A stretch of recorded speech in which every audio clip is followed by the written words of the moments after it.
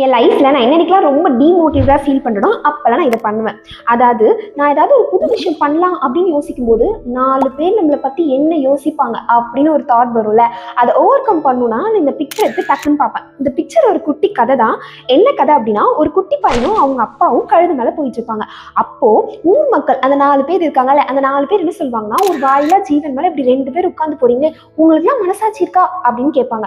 சரி ஓகேன்னு இந்த முதியவர் என்ன பண்ணுவார்னா, அந்த பையனை வந்து அந்த கழுதை மேலே ஏற்றி விட்டுட்டு இவர் நடந்து வருவார். அப்போ எல்லாரும் என்ன சொல்லுவாங்க அப்படின்னா, இங்கே பாருங்க, ஒரு குட்டி பையன் இப்படி கழுதை மேலே ஜாலியாக ஜம்முன்னு உட்காந்துருக்கான், ஆனால் அவங்க அப்பா வந்து இப்படி நடந்து போறாரு, கொஞ்சமாச்சும் அவனுக்கு குற்ற உணர்ச்சி இருக்கா அப்படின்னு கேட்பாங்க.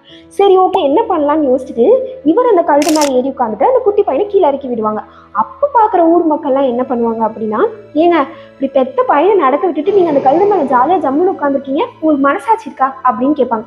சரி இந்த பிரச்சனையே வேணாம் அப்படின்னு முடிவு பண்ணி 2 பேரும் நடந்து வருவாங்க.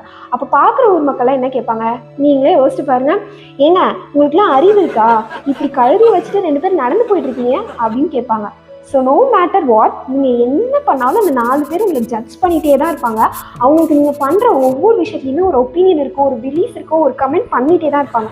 ஸோ இதுக்கெல்லாம் கான்சென்ட்ரேட் பண்ணாமல் உங்களுக்கு என்ன தோணுது, உங்கள் லைஃப்பில் உங்களுக்கு எந்த டிசிஷன் கரெக்டுன்னு தோணுதோ அதை நோக்கி நீங்கள் போயிட்டே இருக்கணும். பட் இந்த 4 பேர் ஏன் 4 விதமாக பேசுகிறாங்க, அதுக்கு பின்னாடி என்ன சயின்ஸ் இருக்குன்னு தெரிஞ்சுக்கணும்னா பார்ட் 2க்கு ஃபாலோ பண்ணிடுங்க.